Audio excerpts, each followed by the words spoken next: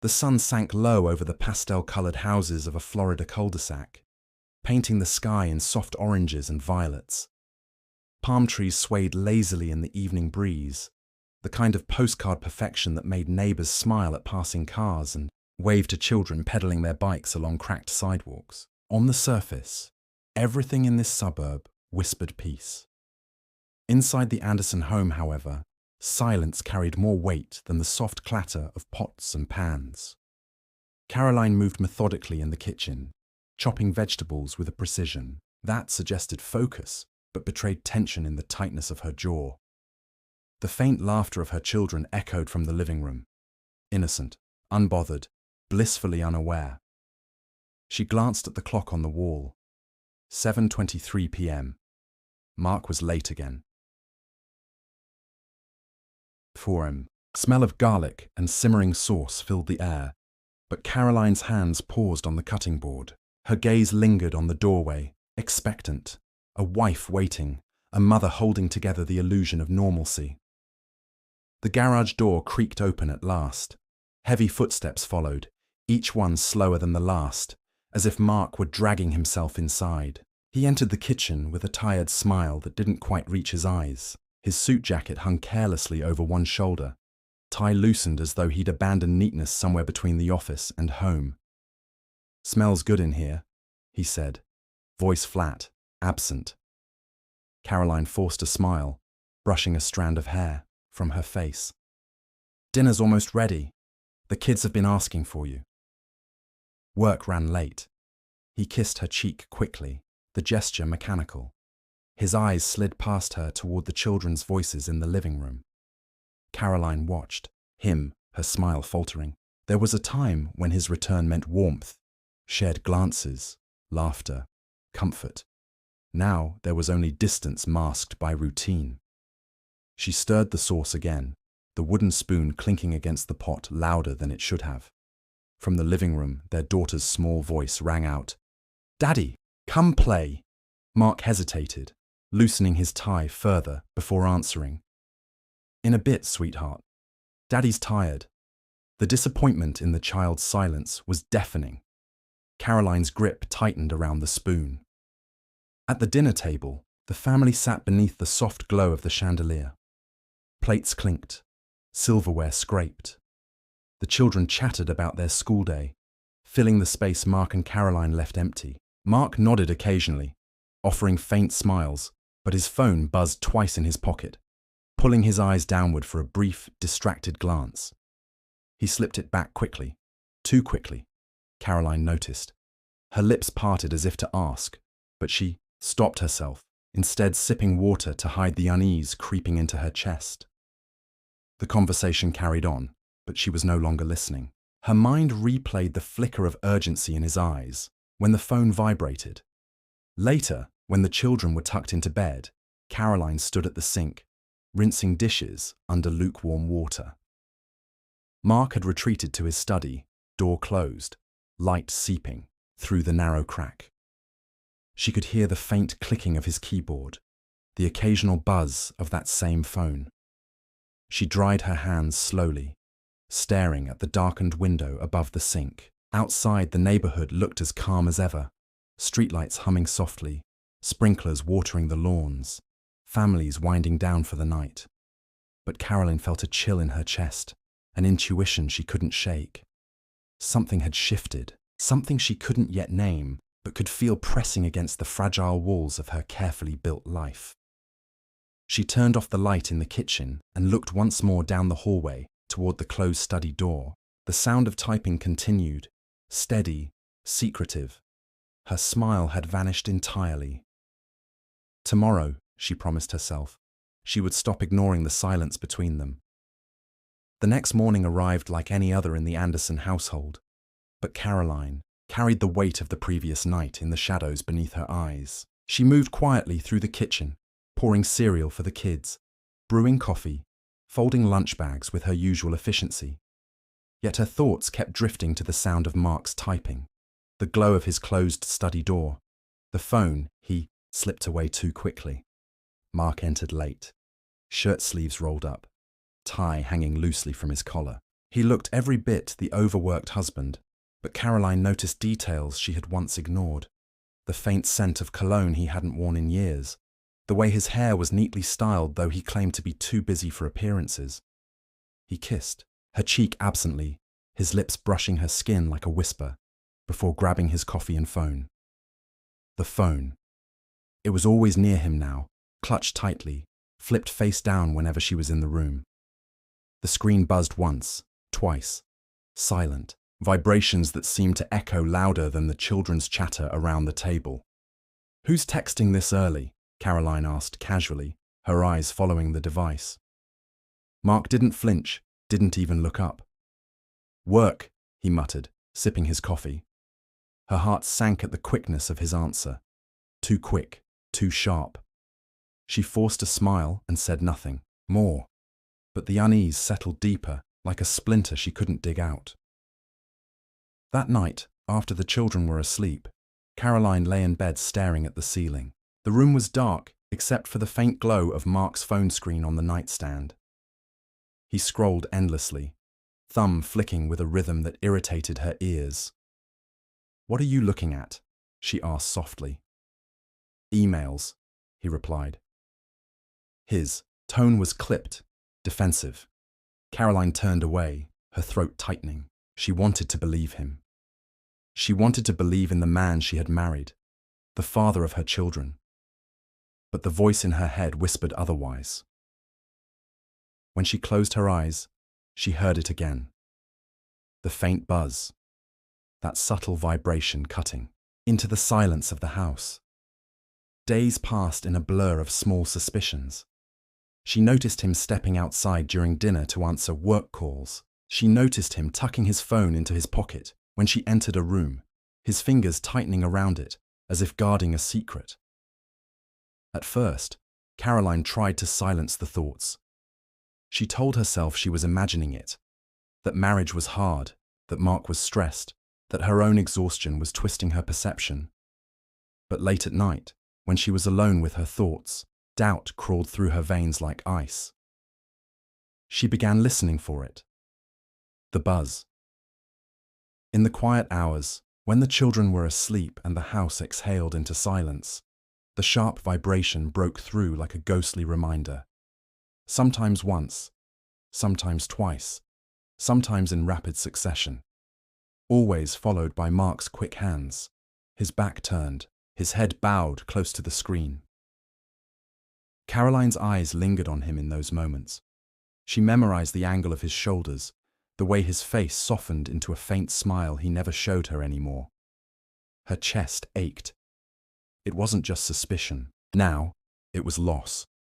One evening, while Mark was in the shower, the phone buzzed again on the nightstand. Caroline froze. Her pulse quickened. The device lit up briefly, illuminating the darkness with a soft glow. She didn't reach for it. Not yet. Instead, she sat still, staring at the glowing screen, heart hammering in her chest. She whispered, to herself, almost trembling, "What are you hiding, Mark?" The buzz faded, the light dimmed, but the echo of it stayed, thrumming in her veins. Caroline turned off the bedside lamp and lay down again, eyes wide open, listening to the shower run behind the closed bathroom door. She clenched her fists beneath the covers, caught between fear and fury. The perfect suburb outside their window remained calm, quiet, undisturbed. But inside, Caroline knew something was shifting, something waiting to be uncovered. Tomorrow, she thought, her eyes fixed on that glowing screen. Tomorrow, she wouldn't just sit and wonder. Tomorrow, she would look. The following night felt heavier than the last. The Florida air pressed damp against the house, thick with the hum of crickets and the distant whine of traffic on the highway. Inside, silence reigned. The children were asleep, their bedroom doors closed, and Mark was once again in the shower. His phone resting on the nightstand, screen dark and still. Caroline sat at the edge of the bed, staring at it. Her heart beat so loudly, she was sure it could be heard above the running water. She told herself she wouldn't touch it. She'd always respected boundaries. always trusted, always been the faithful wife who looked the other way when something felt off. But tonight was different. The device buzzed once. The screen lit up, casting a glow across the room. Caroline's breath caught as her eyes flicked to the message preview. A name she didn't recognize. A short phrase appeared before the notification faded, leaving only her pounding pulse behind. Her hand trembled as she reached for the phone. The screen unlocked easily. His passcode was the same as it had been for years, a simple string of their anniversary date. He hadn't thought she would ever look. The app was there, tucked between work folders and financial tools. At first, she didn't understand. The logo looked unfamiliar, but when she tapped it open, her chest tightened. A dating app. Her thumb scrolled quickly, her breath ragged. Men's faces filled the screen, profiles with short bios, flirtatious comments, explicit messages. Threads of conversation stretched back weeks, some months, photos exchanged, meetups hinted at, words filled with longing, freedom, intimacy, and none of them were hers. Caroline's vision blurred. She felt the blood drain from her face, her throat constricting as though the walls themselves were closing in. She read message after message, hands shaking so violently she almost dropped the phone. One man's words cut through her the deepest. "When can I see you again? Last night was amazing." Caroline pressed her hand to her mouth to stop the sound that wanted to escape. A scream, a sob, she couldn't tell which. Her chest burned, tears pricking her eyes as reality crashed over her. This wasn't a mistake. This wasn't imagination. Mark had been living a life she knew nothing about. The bathroom door creaked open.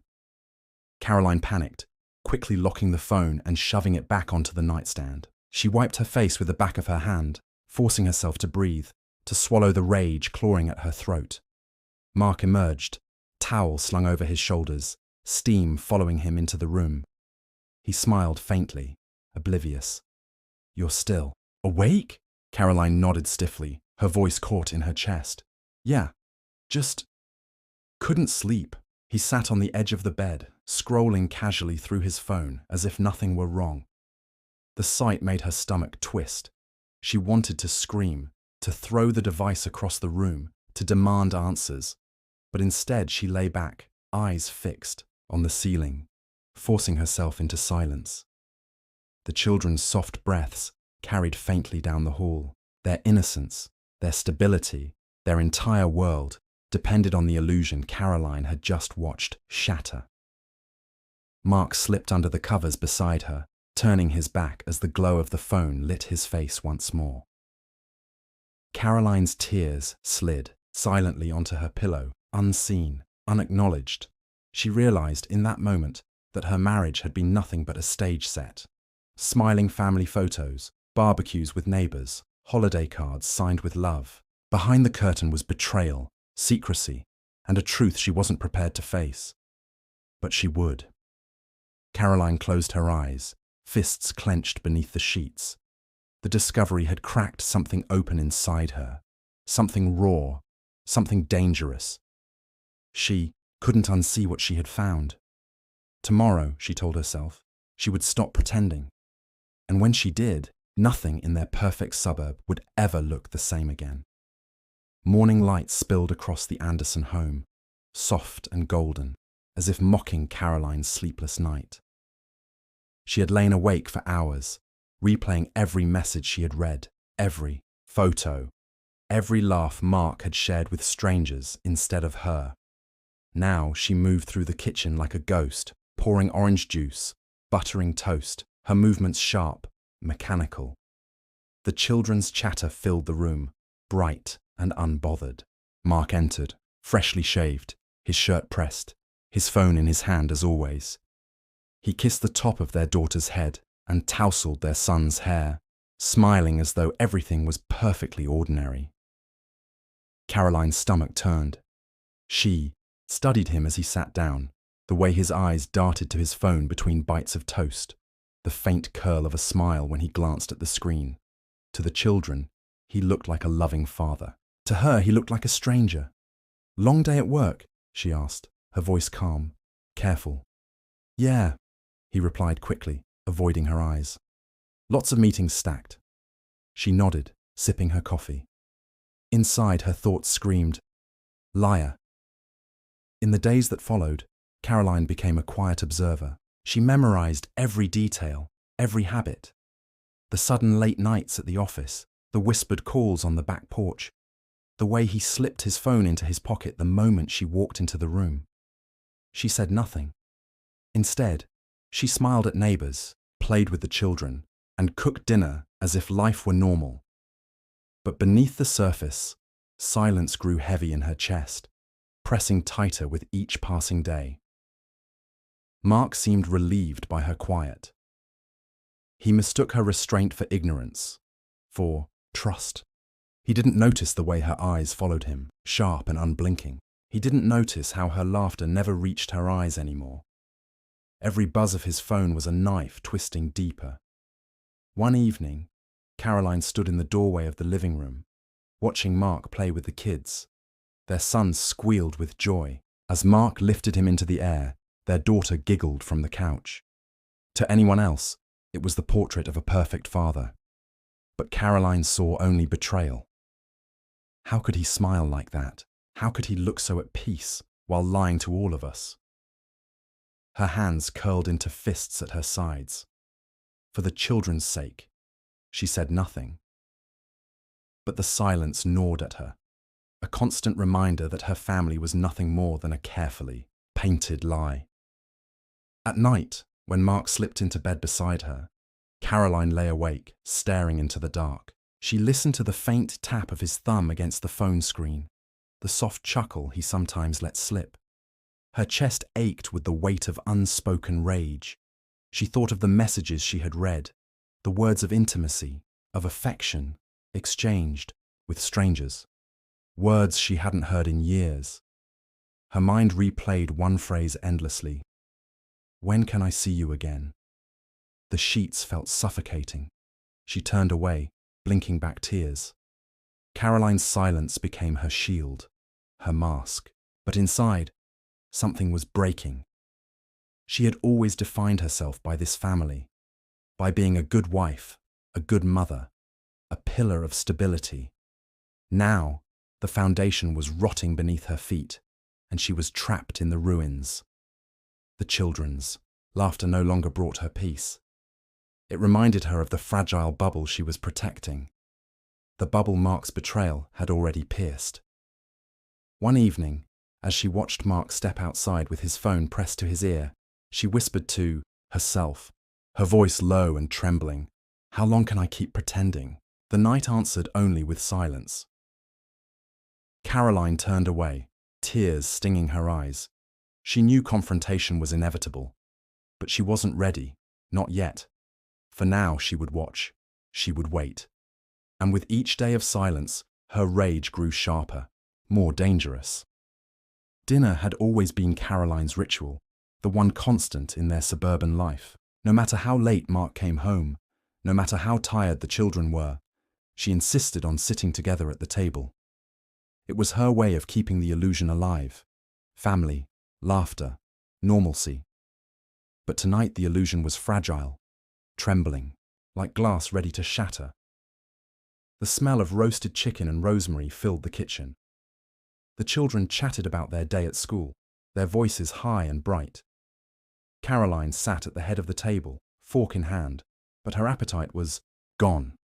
Her eyes lingered on Mark. He scrolled his phone beneath the table, thinking she wouldn't notice. His thumb moved quickly, his eyes flicked downward, the faintest shadow of a smile curling his lips. That was the moment Caroline snapped. "Who are you texting?" Her voice was sharp, cutting through the chatter. The children froze, spoons suspended, mid-air. Mark looked up slowly, his face neutral. "Work. I told you before." Caroline's fork clattered against her plate. "Don't lie to me, Mark." The silence that followed was suffocating. The children exchanged nervous glances, unsure whether to keep eating or flee the table. Mark set his phone down carefully, his jaw tightening. "You're being paranoid again." Caroline leaned forward, her hands trembling. "I saw it. I saw The app. Don't you dare stand there and tell me I'm imagining things. Mark's eyes darkened, his face hardening into something cold, unrecognizable. You went through my phone? His voice was low, dangerous. Yes, her voice cracked, but she didn't back down. Because I knew something was wrong, and I was right. Do you think I'm blind? Do you think I don't see the way you sneak around? The children shifted uncomfortably in their seats. Their daughter whispered, "Mommy." But her voice was swallowed by the storm brewing between her parents. Mark exhaled sharply, pushing his plate away. "You don't understand," he muttered. Then, "Explain it to me," Caroline demanded, her eyes brimming with tears. "Explain why there are messages, why there are men, why our marriage is a joke to you." Her voice rose higher with each word, breaking into sobs she could no longer contain. Mark stood abruptly, chair scraping against the tile. "This isn't the time," he snapped, his eyes flicking toward the children. "They deserve to know," Caroline screamed, her voice raw, desperate. The children's wide eyes filled with tears. Their son clutched his fork with trembling hands, frozen in place. Mark lowered his voice, though the venom remained. "Keep your voice down. You're scaring them." Caroline's chest heaved, her hands pressed flat against the table as if steadying herself against the collapse of everything she'd ever built. "You already scared them, Mark. You scared me. You destroyed everything." For a long moment, they stared at each other, across the table, the betrayer and the betrayed, the silence of their children hanging like a knife between them. Finally, Mark picked up his phone, sliding it into his pocket with deliberate calm. "We'll talk later," he said flatly. He turned and walked down the hall, his footsteps echoing, the study door clicking shut behind him. Caroline collapsed into her chair, her face buried in her hands. The children sat frozen, unsure if they should comfort her or retreat. Their daughter's soft voice broke the silence. "Mommy, what's wrong?" Caroline lifted her head slowly, forcing a shaky smile that fooled no one. "Nothing, sweetheart. Finish your dinner." But her voice quivered, and the children knew. That night, Caroline lay in bed alone. Mark stayed in the study until long past midnight. She listened to the faint hum of his voice on the phone, muffled laughter leaking through the walls. The tears came hot and relentless, soaking her pillow. The confrontation had cracked open the truth, but it hadn't brought relief. It had only deepened the wound, leaving her raw, humiliated, and hollow. For the first time, Caroline admitted to herself what she had been avoiding. She no longer recognized the man she had married. And worse, she no longer recognized herself. She stared at the dark ceiling, whispering into the void, "This can't go on." Her words dissolved into silence, but her resolve hardened. The breaking point had passed. Something irreversible was already set in motion. The night Caroline confronted Mark was unlike any other. The air inside the house felt heavy, as if the walls themselves were holding their breath, waiting for the inevitable. The children had just been put to bed, their laughter and chatter still echoing faintly from upstairs. A fragile reminder of innocence that Caroline felt slipping further and further from her grasp. She sat at the kitchen table, her fingers drumming against the wood as the seconds stretched. Her husband's phone, placed face down in front of her, glowed occasionally with notifications. She didn't need to flip it over. She already knew what she'd find. The evidence she had seen, the gay dating app, the conversations, was etched into her mind like fire on paper. Still, she wanted him to admit it, to look her in the eye and confirm the betrayal that gnawed at her.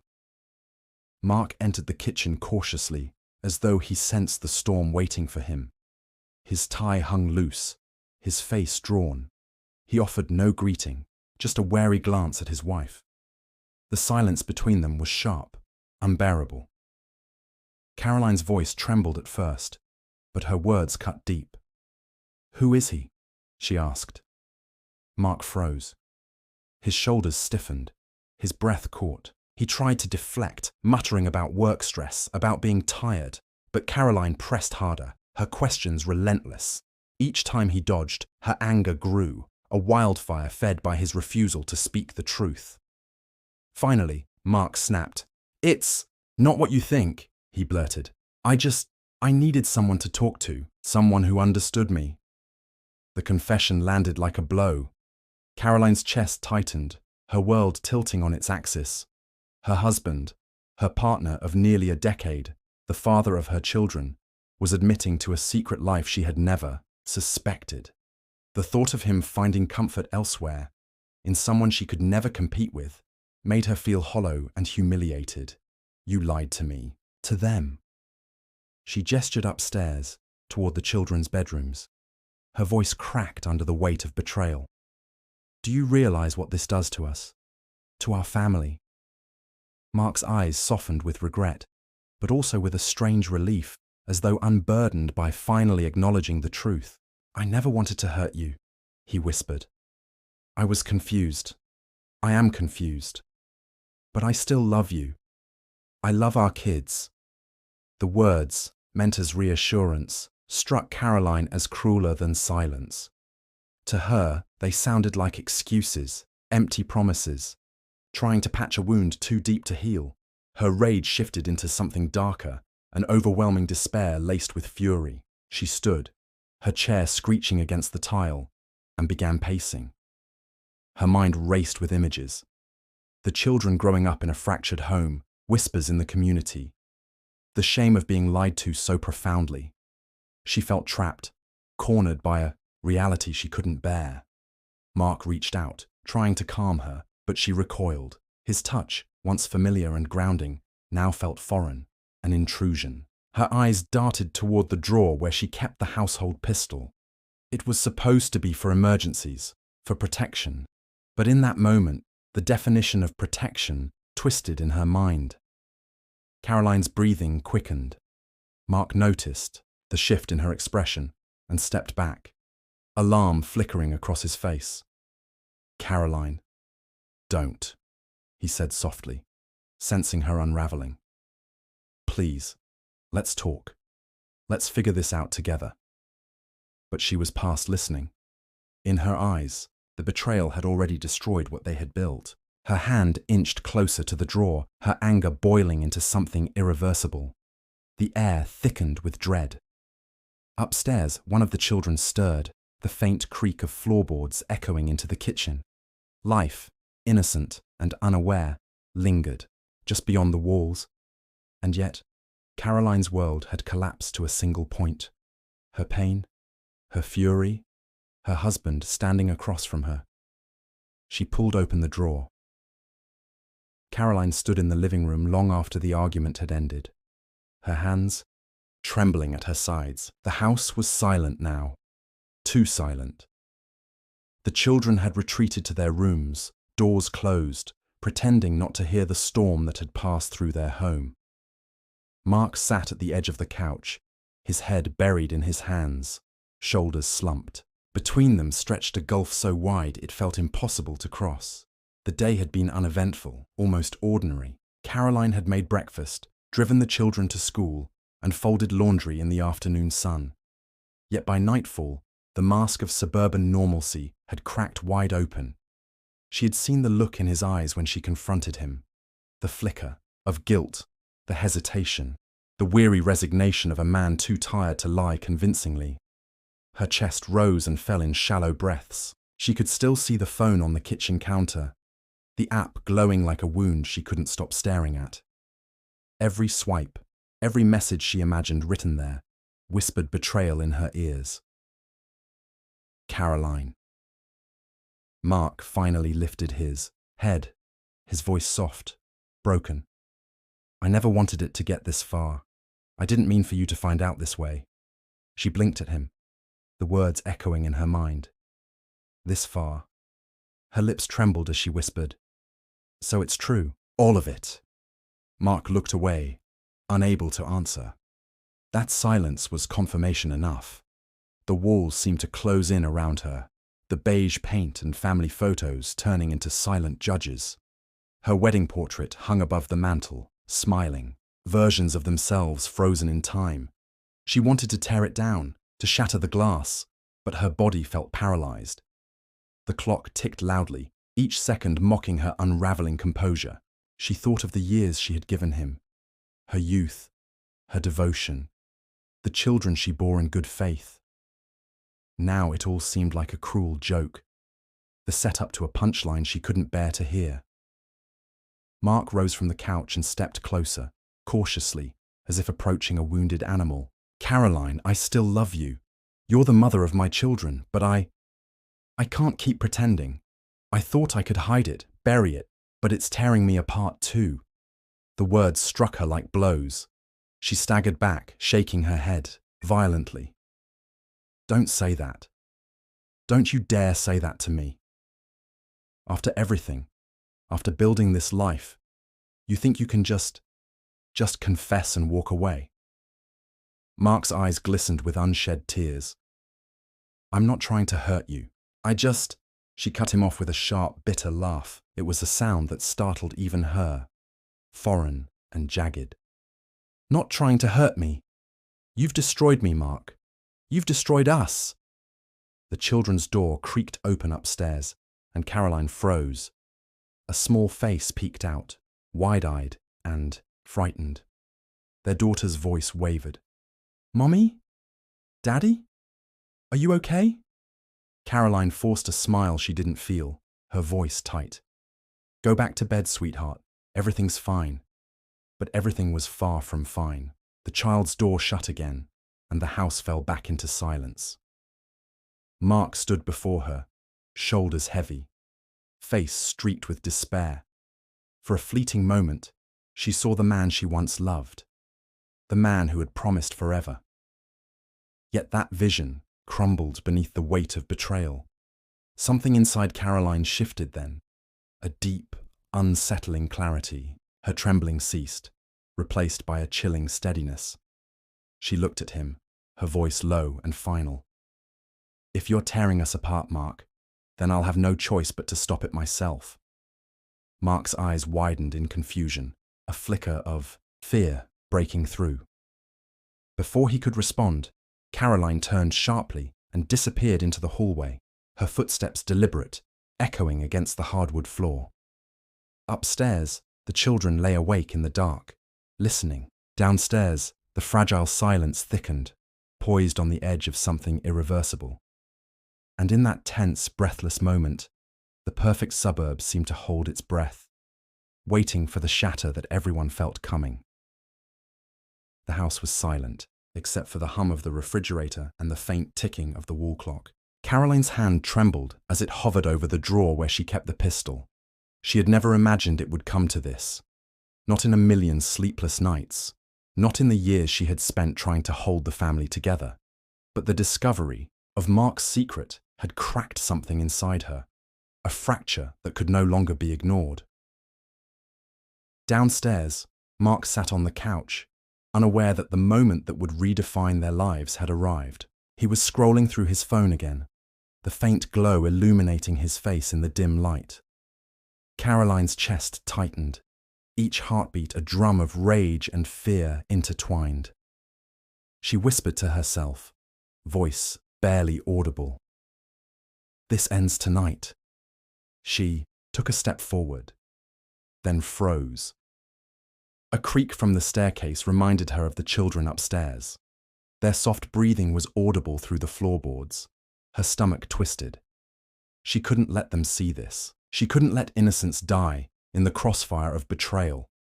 Still, the gun felt cold and solid in her grip, a weight, both terrifying and grounding.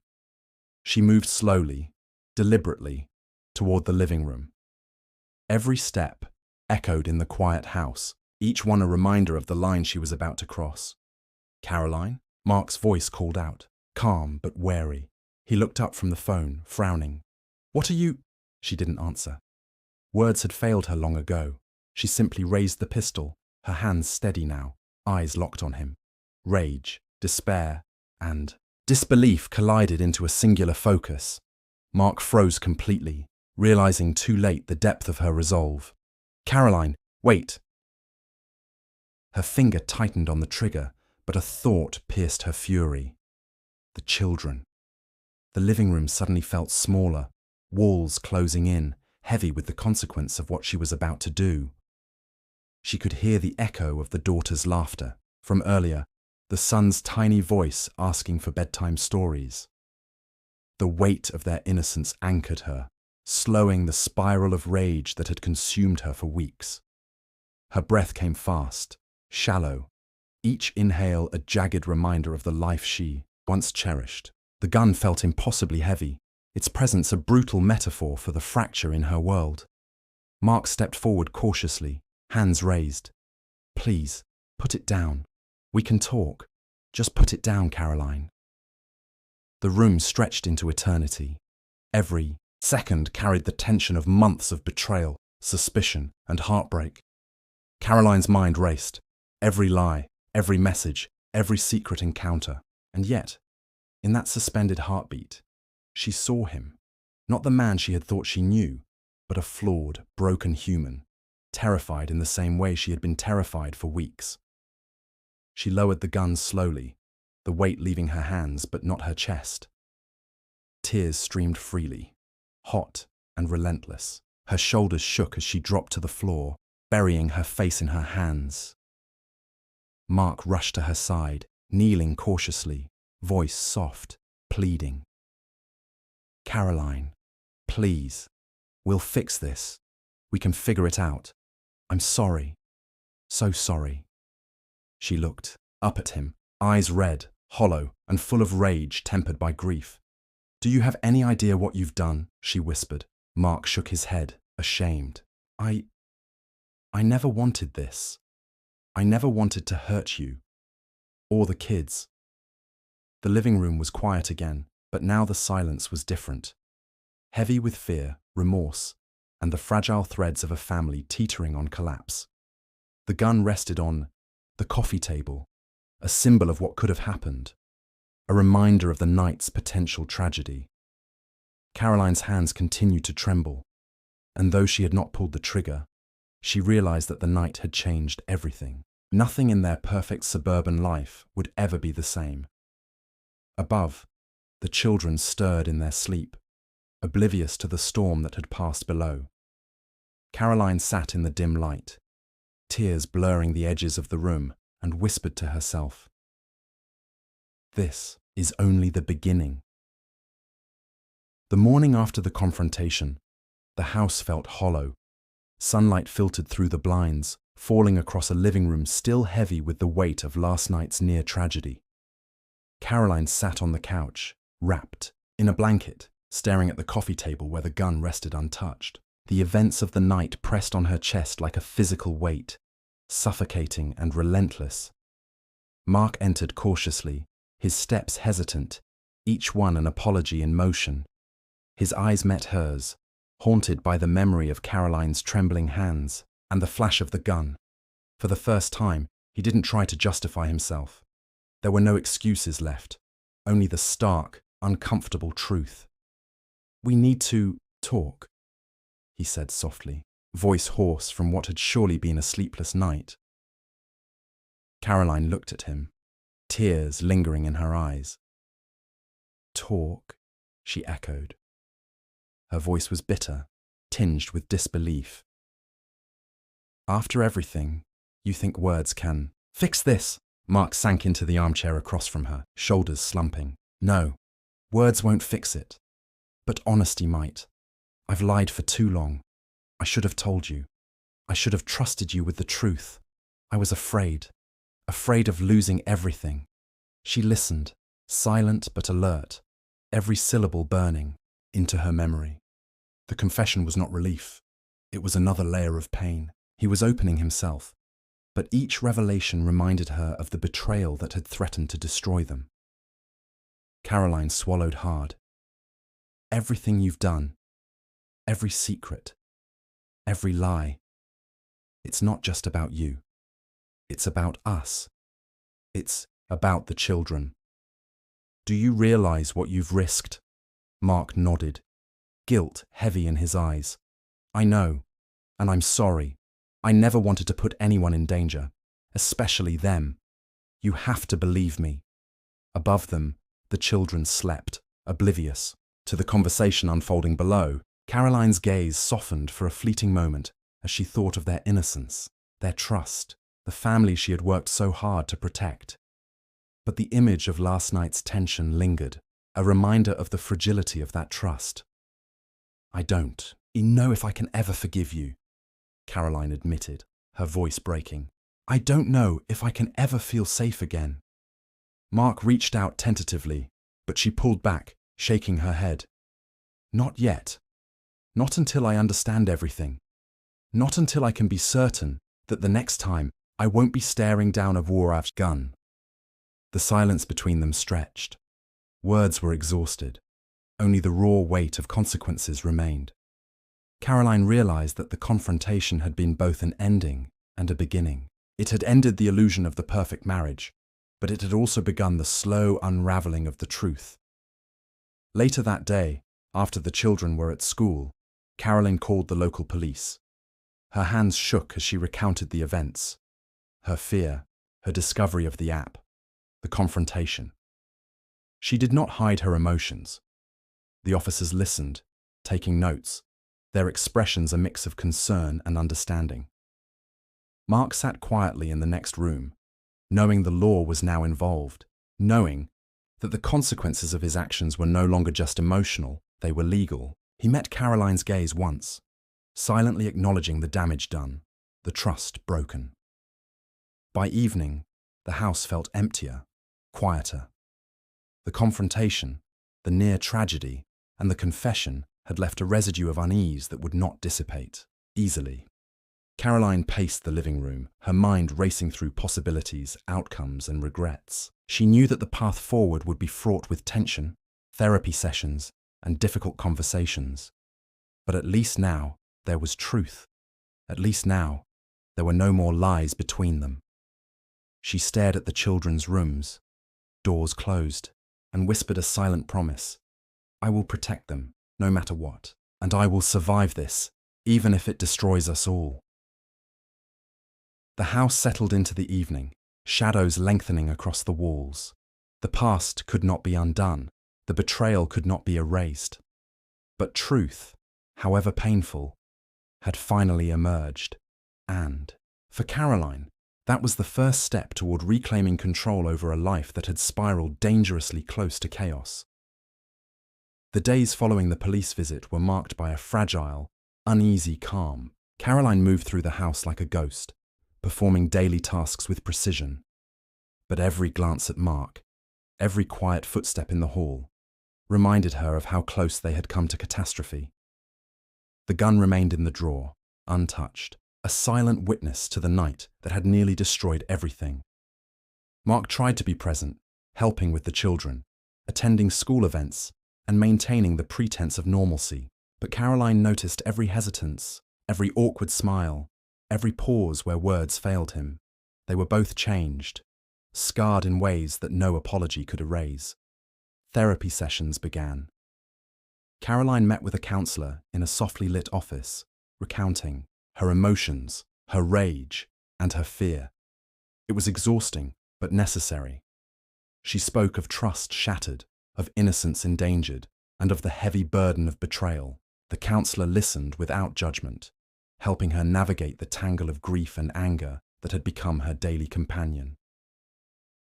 Mark attended sessions too, though his heart wasn't fully present. He admitted his secrets, his confusion, and the guilt that had driven a wedge between him and the family. Caroline observed him closely, weighing each confession against the wounds that would take years to heal. She wanted truth, but she also wanted safety, for herself and for her children. The children, though oblivious to the details, felt the tension. Their laughter returned slowly, tentative, as though testing the waters of a home that had almost been torn apart.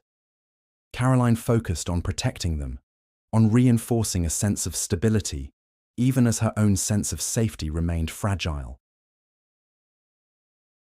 One evening. As the family sat together after dinner, Caroline found herself staring at Mark. He looked exhausted, remorse etched into every line of his face. She felt the old familiarity tug briefly at her chest. The man she had married, the father of her children, but it was fleeting. Reality reminded her that the trust they had once shared had been fractured. "You're trying," she said quietly, more to herself than to him. "And that counts for something." Mark nodded, relief and sadness mingling in his eyes. "I'll keep trying," he promised, though neither of them knew what that truly meant. Caroline turned her attention to the children, watching them play with blocks on the living room floor. Their innocence, their laughter, was a reminder of why she had survived, why she had restrained herself from letting rage dictate her actions. She had acted in the moment of near destruction, but she had chosen life, not death. The suburb remained quiet, streets lined with houses that concealed their own secrets. But within the Anderson home, the air felt heavier, denser, carrying the weight of truth, accountability, and the long, slow work of rebuilding. Caroline understood something vital now. Survival wasn't about forgetting, and it wasn't about forgiveness. It was about choice, the daily choice to act with clarity rather than impulse, to protect the innocent rather than succumb to fury, to endure rather than destroy. She glanced at Mark one last time that night, the reflection of the living room light dancing in his tired eyes. She didn't know what the future held, whether the marriage would survive, whether trust would ever fully return. But she did know she had reclaimed herself. The woman who had once been naive, submissive, and unaware of the cracks beneath the facade was gone. In her place was a mother, a protector, a survivor.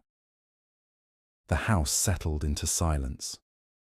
Caroline lay in bed later that night, listening to the soft, steady breathing of her children, feeling the fragile pulse of life she had chosen to protect. The storm had passed, but the aftermath remained.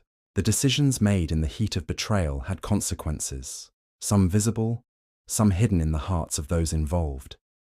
And yet, despite everything, she allowed herself a single thought: I survived.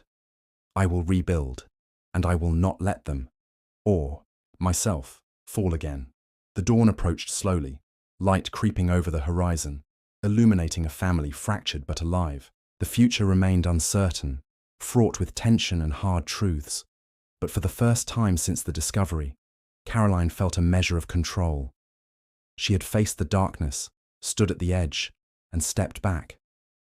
The night of the gun had ended, but the story of survival, resilience, and cautious hope was just beginning. Weeks passed since the near-tragic confrontation, but the shadow of that night lingered over the Anderson home like a permanent fog. The gun, now locked away at the local police station as evidence, was a tangible reminder of how close the family had come to disaster. Caroline moved through her days with deliberate caution, aware that every choice carried weight, not just for herself, but for her children. Mark faced his own reckoning. Investigators interviewed him extensively, piecing together the timeline of his secret life, the emotional neglect, and the deception that had brought the household to the edge of catastrophe. He admitted to the truth fully this time, recounting messages, meetings, and the complicated web of lies he had woven to protect himself from exposure. Each admission left Caroline more certain that the fractures in their life were deeper than she had imagined. The children remained mostly unaware of the legal intricacies, shielded by Caroline with painstaking care. But they sensed tension in every glance and in the subtle silence that hung over family meals. Their laughter had returned somewhat, tentative and cautious, yet Caroline could feel the invisible line between innocence and awareness becoming thinner with each passing day. Caroline herself had to face something even harder, the court of public judgment within her own mind. She grappled with guilt over her own reaction, questioning whether the near tragedy could have been avoided, whether rage had clouded her judgment to dangerous extremes. Yet she reminded herself, relentlessly, that the gun had never fired, that she had protected her children from witnessing irreversible violence, and that she had acted in a moment of fear and betrayal. One afternoon, she received a call from the family attorney. The legal proceedings were moving forward. Formal filings, custody evaluations, and potential charges that could ripple into criminal investigation. Caroline's stomach knotted as she realized that the consequences of that single night could shape their lives for years. The weight of accountability was heavy, but she also sensed a strange relief. The truth would no longer remain hidden, and the shadows of deception would be illuminated in court. Mark sat beside her during the call, his head bowed, voice barely, above a whisper. "I'll take responsibility for everything," he said. "No excuses. I want to make this right, for them." Caroline nodded slowly, unsure whether to believe him fully, yet unwilling to close the door completely. The future was uncertain, but the first step toward accountability had been taken. That evening, Caroline watched her children play in the yard, their small hands digging in the soil, their laughter carried on the warm Florida breeze. She felt a mixture of relief and apprehension. Life was fragile, unpredictable, and sometimes cruel, yet there was still beauty in the small, quiet moments.